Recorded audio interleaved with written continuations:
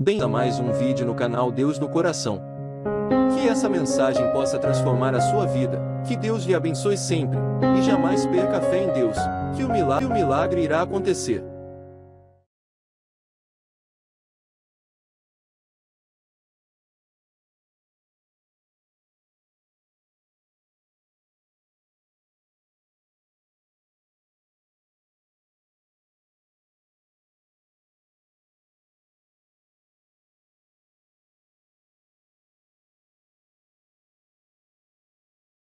Primeiro que a gente tem que andar é para frente mesmo, né? Tudo tem que nos jogar para frente. Muito embora, às vezes, um passo atrás para nos ajudar a pensar que caminho nós estamos tomando também é saudável. A gente dá uma paradinha, olhar para os lados, dar um passo para trás, olhar o contexto das nossas escolhas, isso é muito importante. Agora, a gente tem de andar o tempo todo na conquista daquilo que de fato interessa. Hoje nós começamos o programa falando da necessidade que a gente tem, por uma responsabilidade pessoal, de não abrir mão de ser quem a gente é. Eu até brincava, né, que à medida que nós vamos educando as crianças, elas vão deixando de ser sinceras. O falseamento não pode ser confundido com essa capacidade social que você tem de ser simpático com o outro e de não dizer aquilo que vai ser agressivo a ele.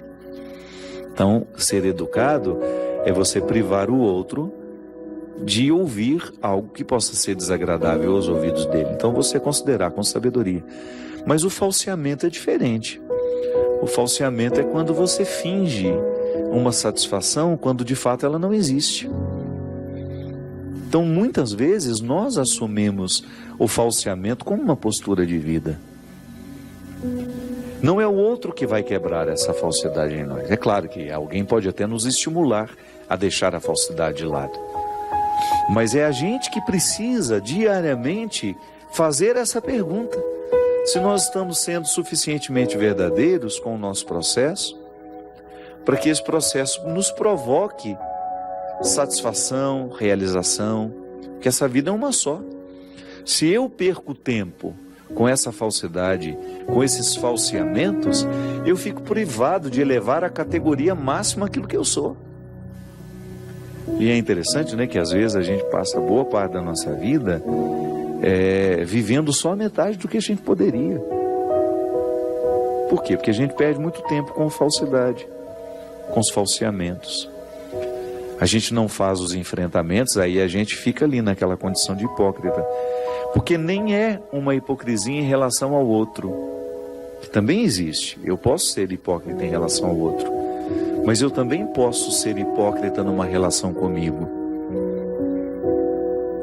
Quando eu minto, por exemplo, para mim mesmo, nós falamos ali agora mesmo na reflexão da palavra, muitas vezes eu, numa tentativa de me justificar, eu fico enfrentando falsos conflitos que não correspondem à minha realidade. E isso, minha gente, é como ser um doente que se recusa a viver o tratamento.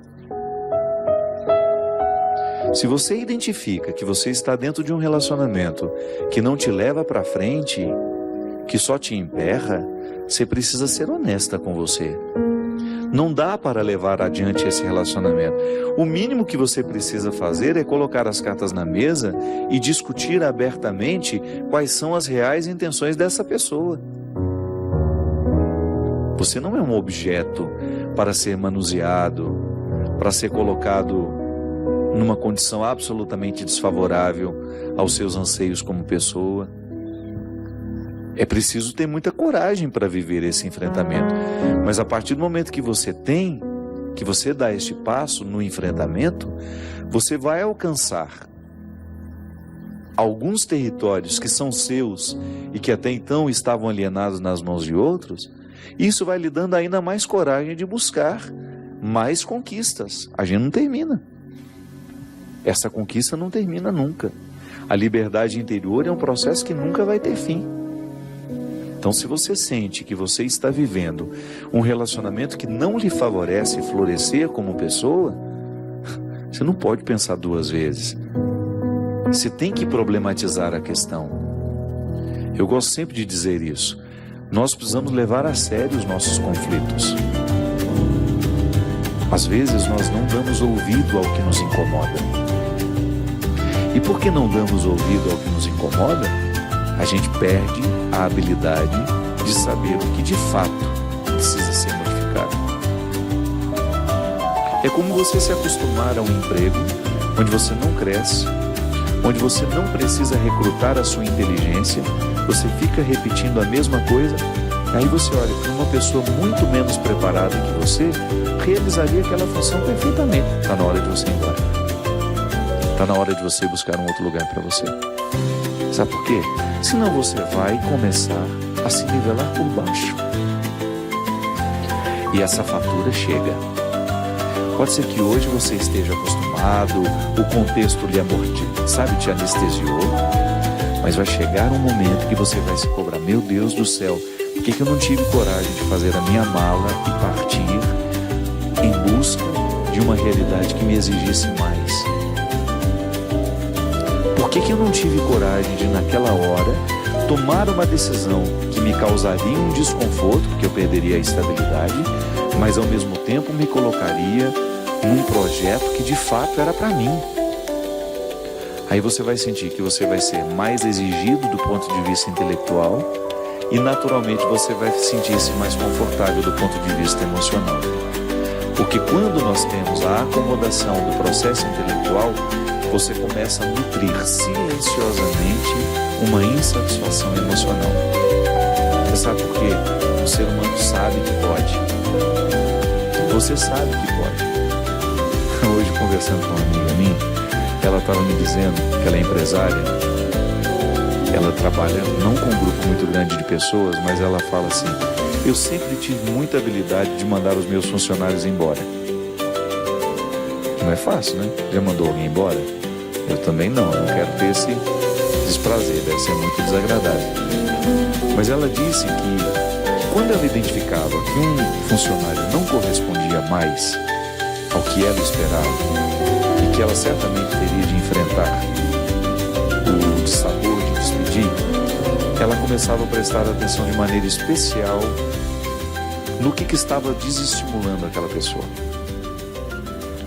E aí, quando ela chegava para a conversa, ela chegava toda otimista, ela não chegava metendo bronca, não.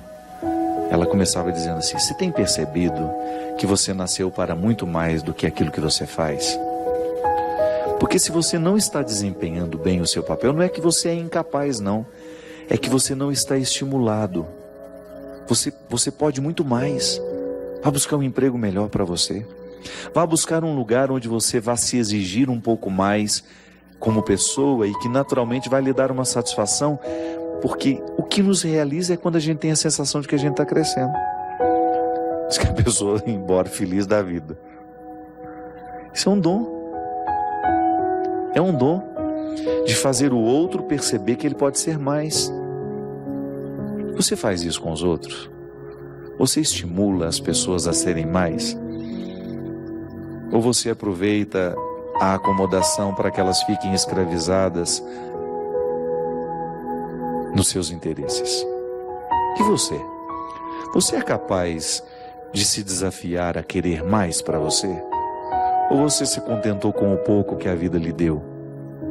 Não estou dizendo que você será ingrato, que você vai jogar tudo fora, não. Eu estou apenas querendo que você olhe para você do mesmo jeito como Jesus nos olha. Aquela palavra dura, eu volto a dizer, aos fariseus e aos escribas, não é para humilhá-los, é para acordá-los. Nenhuma palavra de Jesus é para humilhar alguém, para que aqueles se sentissem piores do que eles realmente eram. Não, a palavra dura é para acordar o que está acomodado. Quanto mais acomodado está, mais dura tem de ser a palavra. Senão a gente não acorda. Você tem escutado? Você tem se percebido para saber se de fato você está no lugar certo? Você tem medo de mudar? Tem medo de correr atrás daquilo que você pode se oferecer? Ou você se nivelou por baixo, se acomodou nas suas escolhas e está satisfeito esperando a morte? É muito triste isso. Eu preciso diariamente, por mais que eu já tenha conquistado os meus resultados intelectuais, eu preciso me desafiar. Emocionalmente, eu ainda não alcancei o equilíbrio que eu quero. Quero viver cada vez mais dono das minhas emoções. Não quero ser escravo dos meus sentimentos, das minhas iras, dos meus ódios, não. O processo de Deus para mim, o convite de Jesus para mim, é superar tudo aquilo que para mim é um contexto de hipocrisias. Eu quero ouvir essa palavra aqui e em nenhum momento pensar que Jesus está querendo me humilhar em público. Jesus está querendo me acordar. Quanto mais dura é a palavra de Deus para nós, maior é o seu amor. Porque aquele que ama exige até a última gota, para que aquele que é amado chegue ao melhor de si mesmo. É isso que eu lhe desejo. Que Deus lhe desafie, que Deus lhe incomode, que Deus lhe grite essa palavra dura, para que você saia de todas as realidades, para que você rompa com todas as realidades que estão lhe aprisionando. Obrigado pela sua companhia. Derrame sobre nós a bênção do Deus Todo-Poderoso, Ele que é Pai, Filho e Espírito Santo. Amém. Que Jesus ilumine o seu dia. Inscreva-se, curta, comente e compartilhe para que essa mensagem possa ir mais longe e chegar ao coração de mais pessoas.